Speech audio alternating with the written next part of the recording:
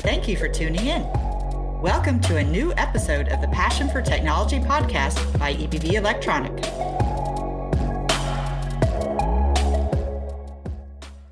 Welcome to the Passion for Technology podcast. One of the greatest challenges in human-machine interfaces is natural interaction. Technology has made great progress when it comes to gesture and voice control mechanisms. Recently, the focus has expanded to controlling machines by thought. Brain-machine interfaces measure the brain's EEG signals and derive control commands for computers, machines, or robots from those signals. One of the pioneers in the use of EEG data for interaction with robotic systems is the German Center for Artificial Intelligence. At the center, there's the Expect research project, which is currently underway, aiming to develop an adaptive, self-learning platform for human-robot collaboration. It's not only intended to enable various types of active interaction, but also to be able to deduce human intention from gestures, language, eye movements, and brain activity. The machine is supposed to be able to guess or anticipate what the human is going to do next. An exciting project. I'm very pleased that we can welcome Expect's project manager for robotics innovation. Our guest today is Professor Dr. Elsa Kirchner. Elsa is a professor at the University of Duisburg-Essen, leading the Medical Technology Systems Institute at the Faculty of Engineering. She also heads the Intelligent Healthcare Systems team at the Robotics Innovation Center of the German Research Center for Artificial Intelligence in Bremen. Hi, Elsa. Hi, Mustafa. Elsa, controlling machines with a chip in the brain, that's something that is already being tested by companies like Neuralink and Synchron. Is this the future of human-machine interfaces? That's a very good question. So the problem with interfacing with the brain by chips implanting in the brain is that you can only reach this part of the brain where the chip is located. And you know that the brain is quite large and that when we do something, like many areas are involved. And the problem would be to get a good picture of what the brain is doing is that you have to implant many of those chips. So this is one thing. So I think for some purposes, this might be useful, for especially in healthcare, for example, or for people that need that for interfacing to robotic assistants. And there is no other way to do that. Also for stimulating the brain and Parkinson, similar things. But at least it will be a very long way to use implanted electrodes to get a good overview on all the things that the brain is doing at a certain time. A chip in the brain sounds pretty, progressive, but also pretty invasive. Are there any other means to get your hands on brain data? Yes, indeed. So what you can do is you can also measure your brain activity from the outside. So what you measure is, for example, with the electroencephalogram. You measure with electrodes that are attached to your head from the outside what the electrical activity of the brain is. The main difference to measuring with chips inside the brain or measuring from outside is that at any place on the surface of your head, you measure a sum of activity. So the resolution is less than as if you would measure inside of the brain. This is the one thing. And you have more noise because the activity is in your gray matter, right? And then you have some skin and some bones and another skin and hair and everything in between. So that's why it is more noisy and it's much more harder to interpret for that.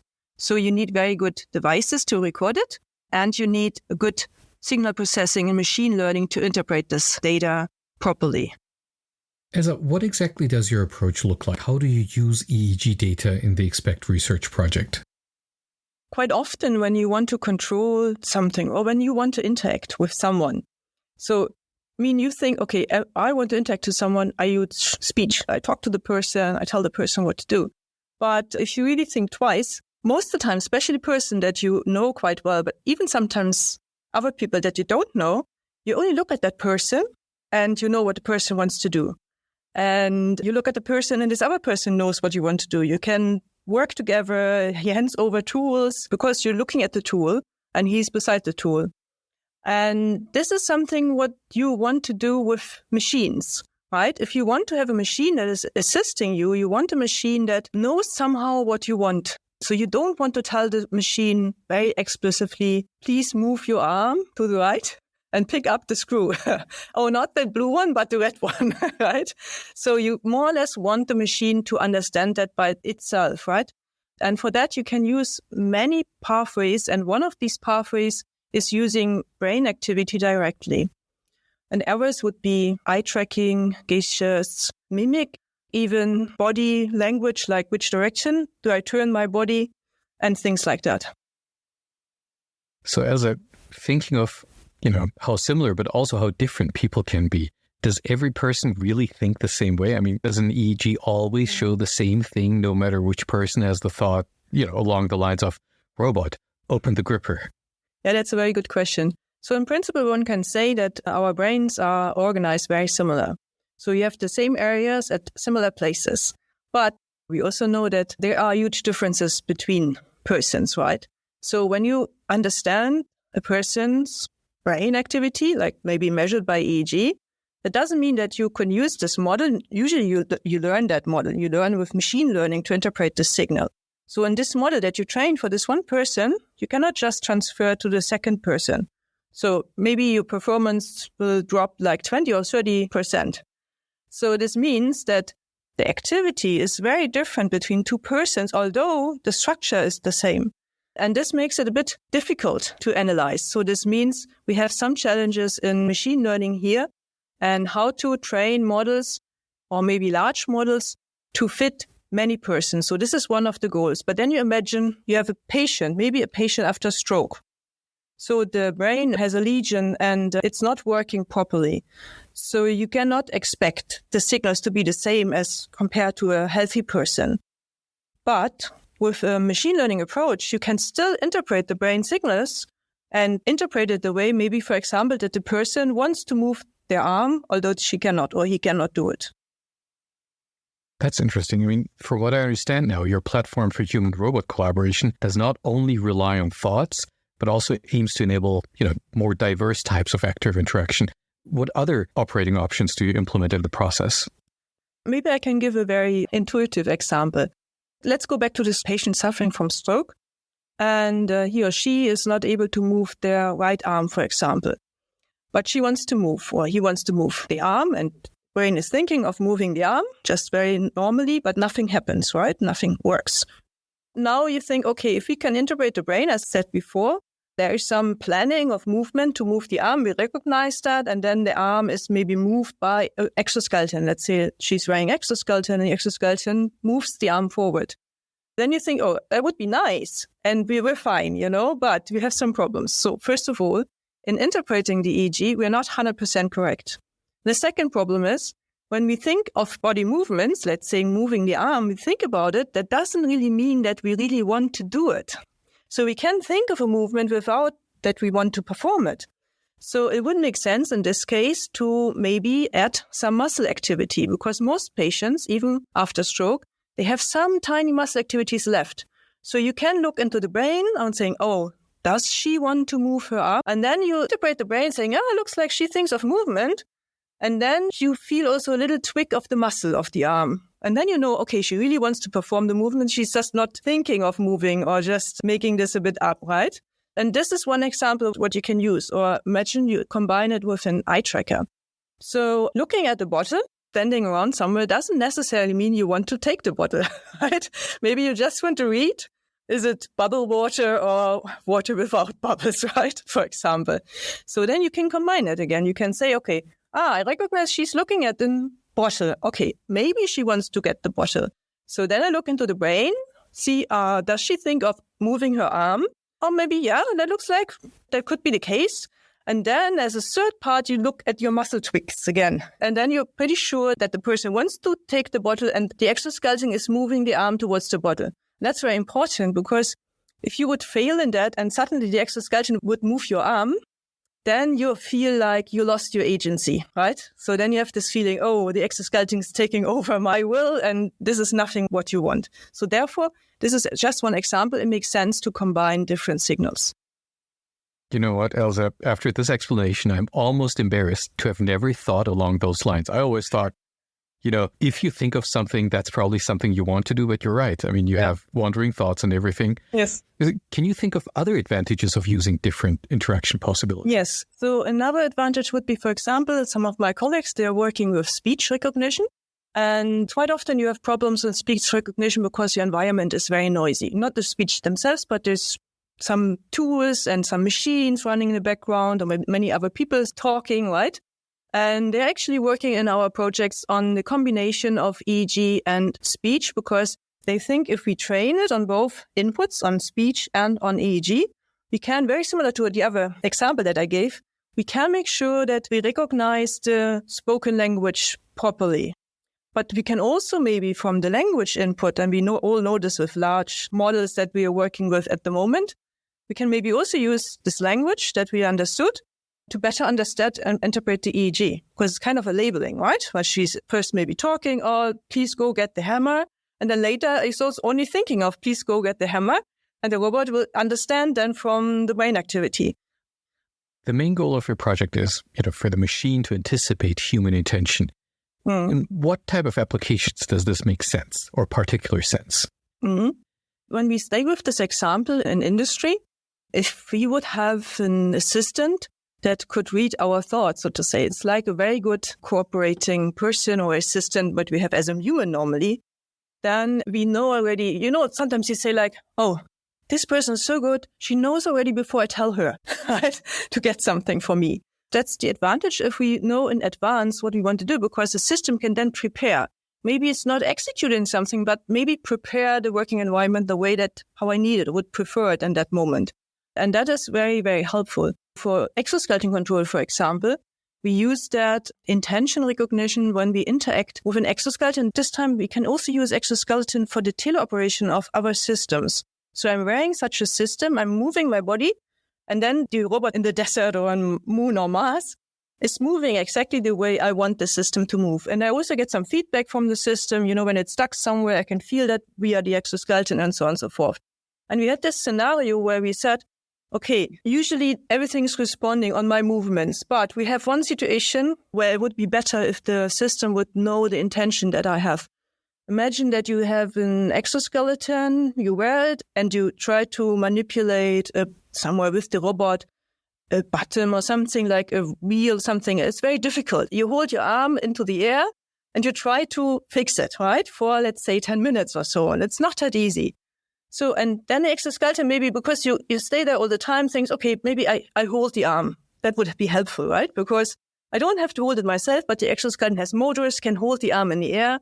And then you feel, yeah, that's very good. But then at some point you managed and you want to move on with your arm. But now your arm is stuck in the exoskeleton, right? So what normally happens is you try to move your arm. There are some sensors in the system. They feel that and they say, oh, okay, I release your arm and then you can move again. But for the user, it feels not very transparent because it has to work against the exoskeleton. But when we can detect the preparation of arm movements in our brain, we can prepare the system to become more sensitive with the sensors, to respond quicker. And then really when we tested that, so we did that in real with persons, and they really all said it feels much more transparent. So they could really feel the differences, and we could also show that it's measurable, the differences, when system can prepare for the responses of the user. So, Elsa, how would you, in layman's terms, but still maybe going a little deeper, how exactly does that work? How do you recognize, how do you determine intention? Especially for movement, I believe that you probably know the Libet experiments. There was lots of discussions some years ago where they said, do we really have a free will? Because they showed in behavioral experiments that the decision is already taken before we're aware of it. So you decide on something and you're not aware of that you decided on that and then you do it. And they showed with some experimental statistics that this is the case. And everybody says, oh, if that's the case, then when I murder someone, then that's not my fault. My brain did it. I just was informed on that. With lots of discussion, philosophical discussions. But that's what we really can do. What we can do is we can look into the brain and look into this time span where the brain is planning the movement before execution, before you can imagine like the brain sends down a signal to the muscles. But before the signal gets to the muscles, there's some planning going on. It can be like up to 1.5 seconds, even longer sometimes. And when we detect this planning phase, then we know already that the human wants to move, right? So we know that the human wants to move. And we actually did an experiment where we had the person sitting in front of a monitor, putting the hands off the table, and there was a little doll on the screen. And this doll was moving whenever we saw in the EEG that there was movement planning in the brain. And then the puppet was moving, and at more or less at the same time, the person was moving. It was very weird because you saw that the puppet is moving before you moved, but you could also not stop moving. Right, we're a bit before we move. And that's the thing. So we can really look into this preparation phase. And that's something what we can do with brain signals, but we cannot do with gestures or with muscle activity or eye tracking or language or anything else. So we can look before something happens into the brain. That sounds so crazy and so exciting. I have to admit, I never heard of that before. So, but then again, it's present day research that you're conducting and your teams are conducting. So how far along are you in your current research project? How well can your platform derive intentions today? Yes, I think we showed already almost 10 years ago that we can do this. So these experiments are about 10 years old. But we also, at that moment, when we did this experiment with the puppet, right, we said, well, we cannot use that for patients. Imagine that you wear an orthosis or exoskeleton, and this device knows before you want to move and moves you. And you cannot stop it, and you have this very strange feeling. So at that time, we thought we have to combine it. So we started to combine it with other signals. I think this was the start. So we started with pure EEG and then found out, sometimes it's not good that we're that early. So we started to combine it with EEG, with eye tracking, and so on. So we have some preliminary results. And based on these results, we received this funding in Expect project. And here we're concentrating a lot on the possibilities, how to train on diverse data, on multimodal data, how to make use, to switch maybe. So come on with some solutions. Imagine that most of the time the speech quality is very high and then suddenly the quality goes low. You have to recognize that and then decide that you don't rely on this signal any longer. So, and this is something that where we want to adapt. So these are the topics. So it's not the general approach, but more of how can we use different methods to adapt to changing signal qualities, for example. Can we maybe train on different signal than we use later? Maybe use EEG for training. EEG, to record EEG is a bit more cumbersome. But then maybe later don't use EEG any longer and then only use the other signals and still show a good performance, for example. Or with patients, maybe at the beginning, the muscle activity is not reliable at all, so we use EEG. And then we recognize, now we can use muscle activity and eye tracking and so on and so forth, getting better and improve performance. And these are the research topics that we are working on at the moment. Elsa, you've mentioned gestures, language, eye movement, brain activity. Obviously aware of all the various signals within human-machine interfaces that you could collect, aggregate, and act on. Is there a technology of which you think that it'll become particularly dominant in the future? This is a very good question. It's also a hard to answer question. I would say maybe more in general, it depends a bit on how and what do you want to communicate. So imagine you have a system that should support you with your movements. Then signals like from your muscles and brain are really suitable, right? It's an interface. We will still talk to robots in the future, right? Because even patients, when they wear a system, they will speak. They even sometimes start to speak to the system and things like that. So, we will still do this. So that's why you cannot say that. This one, the BCI, for example, is more appropriate in the future than the other ones. But what I do believe is that the quality of the interfaces will change, so that it will feel or needs to feel much more natural. So imagine whatever interface you use, the best thing would be if you don't see, feel, and notice the interface that you're using. So you don't have this microphone on your ears and it's annoying you behind your ears and things like that.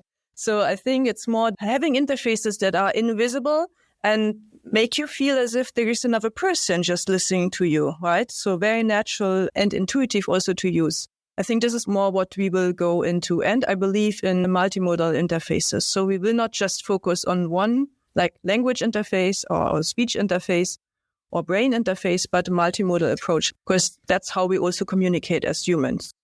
And there are lots of studies that show if you just stand there and talk, it feels really awkward, the person in front of you, if you don't have the proper mimic and gestures and things like that, using all of this. For everyone who is listening to our podcast, right, we're recording this via video. And Elsa just showed me how you feel when you don't move at all and don't show any facial expression, but just talk. You're right. It feels awkward. It feels weird. So I do understand the importance of multimodal signal aggregation there. In our podcast series, Elsa, we have touched up on many different semiconductor technologies. Which semiconductor technology developments are particularly exciting for you in the field of human-machine interfaces? Yes, this is also a very interesting question. So at the University of Duisburg-Essen, we actually have a large group of researchers in the engineering faculty that are working on terahertz-based technology. Terahertz is higher than gigahertz, but it's below optics, of course. And the good thing with terahertz is that you have very small antennas. You can integrate them almost everywhere. They're really tiny. And not like with your mobile phone, it's like 10, 15 centimeters long, right? It's really tiny. You can even imagine of putting these antennas and small robots that go through the body. But what you can also do, and they use that already, to use this terahertz technology to recognize the environment. So you can look into the environment and you can not only say there's a wall, you know that from robots like with laser, and you say there's a wall and there's a window and I don't know, there's a corner, things like that. But you can even say that this is wood and this is stone and this is plastic. So they can do this with this terahertz technology. And there are many different ideas that we have how to use this technology to measure the biosignals without contact. I told you, I want interfaces that you cannot see, feel, or you don't have to wear them. So you can measure, for example, with reflection of the terahertz, you could measure the movement of the muscles. Because when you move your arm, if you look at your arm while you move your fingers, you see all the muscles moving in your forearm, right? And these movements can be detected. And from these movements, we know what the hand and the fingers are doing. We can do this with machine learning again. So this is one thing. Or we combine it with graphene. So it's also very interesting. And with graphene, we could use epidermal electronics, or we can build them. That's, of course, research, right? That measure even the electric activities in the muscles, but with a very high resolution, extremely much more higher than all the EMG grids. Sometimes you see those grids that have like 64 electrodes on the forearm, and you're like plastered and you feel like I cannot move anymore because it's really not nice to wear this all day long. But you can do this like with much higher resolution, and then you can see on how the movement is going over the muscle. So, and this is very interesting, not only for interaction, but for example, also to understand muscle diseases. For example, you could recognize Parkinson quite early in the way how the muscle is activated, for example. And I think this is something that I find extremely interesting and that we are currently doing research on. What else would you say are you missing from semiconductor solutions that are available for your platform today? I mean, things like you mentioned those super small antennas, but is it more processor power? Is it smaller chips? Is it different architectures? Yeah, so I mean, like if you have the small antennas and you have the smaller chips, I mean, the chips then become smaller because, I mean, it's more or less the antenna that makes the size. So the processing, this very much depends on what you want to do.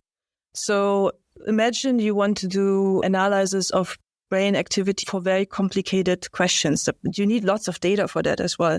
You might need larger machine learning models. And this is maybe quite difficult to do is on site. Let's see, integrated into the system.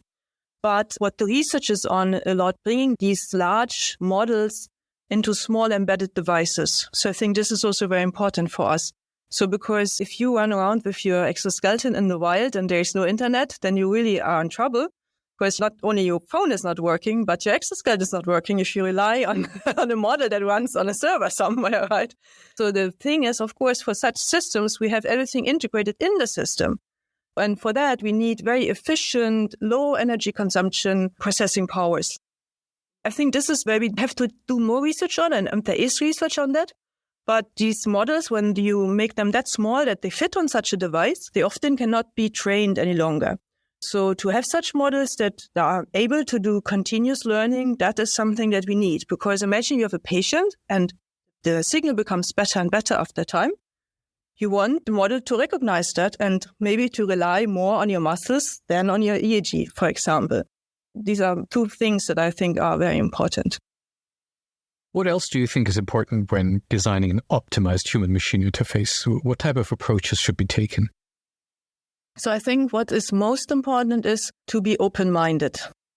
So to not say, I'm a researcher on BCI, so I want to do this by brain activity, for example. I can say that because I'm doing research on BCI, so I can blame myself.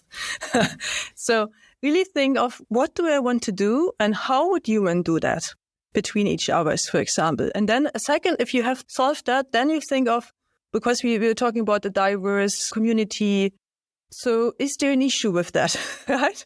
So maybe Mimi could be different between different nationalities. People from different nationalities, for example, come from different areas.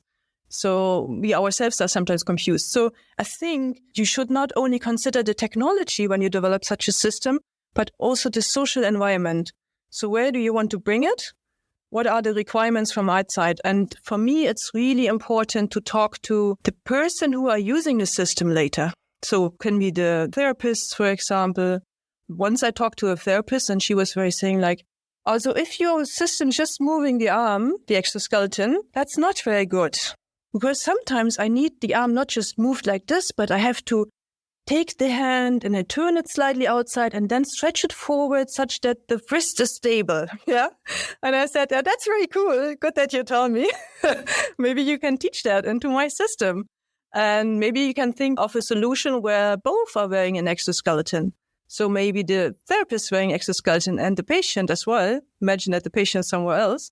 And now the therapist can exactly bring the movement to the patients and also get the feedback, how it works. So I think this is very important to really talk to a person who are wearing it and who are using it somehow.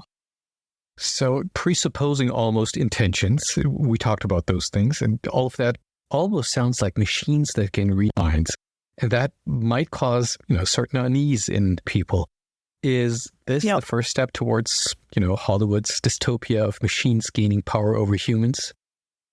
At the moment, we're not at that point where we can really read the mind completely, but we have insights into the mind of a person if we would want to. Imagine that everybody would run around with an EEG cap, for example, and we could get the data from the brain all the time. We're close to, detecting that the person maybe is not happy with something. So you tell something to the person is smiling, but you see in the brain, he's not happy with that, what he's saying. Imagine how this would be if you would do this in front of your boss, right?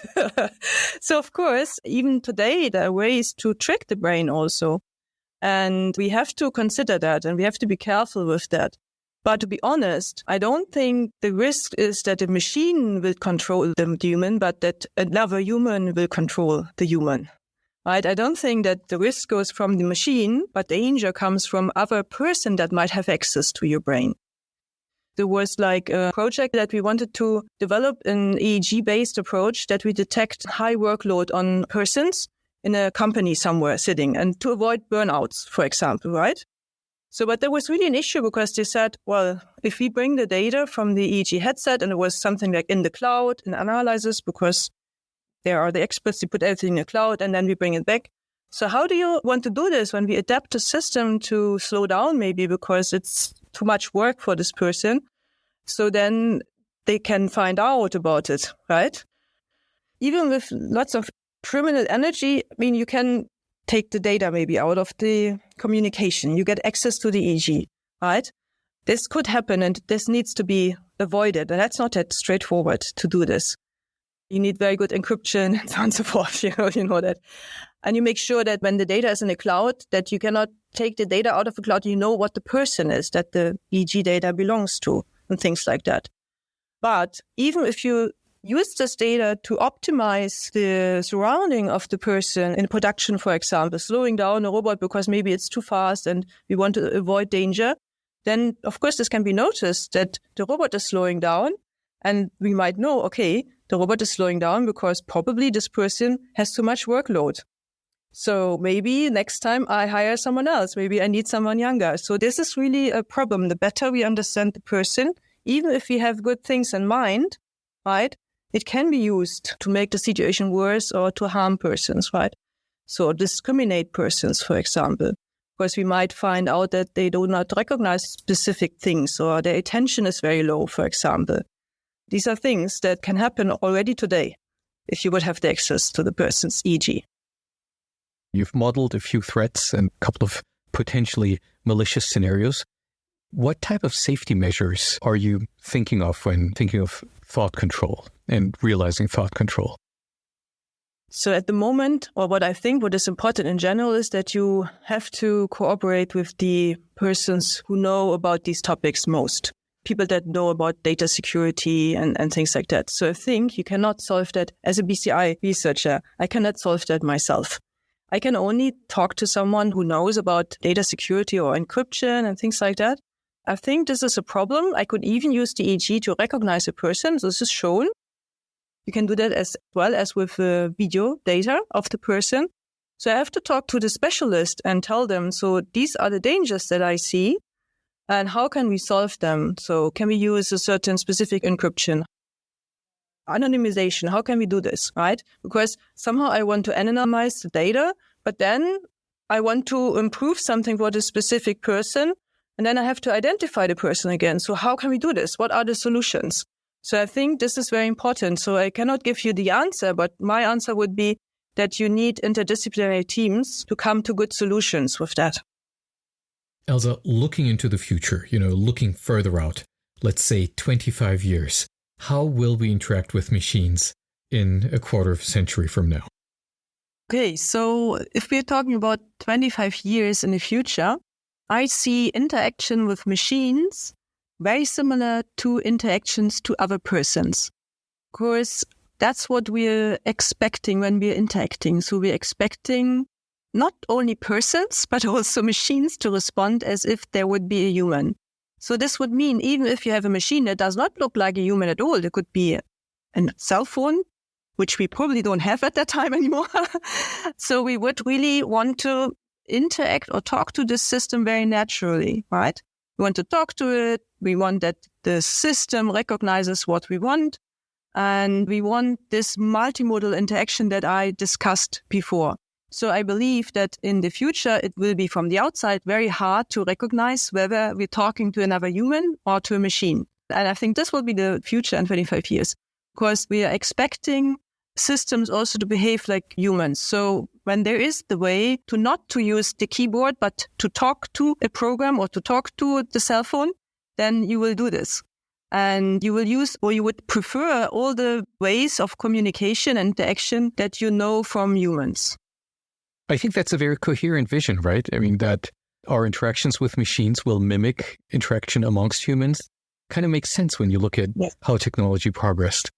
Now, from the future to a little bit into the past, at the end of our podcast, at the end of every single episode that we record, Elsa, we ask our guests about their past in terms of when and how you developed your individual passion for technology. So how about you?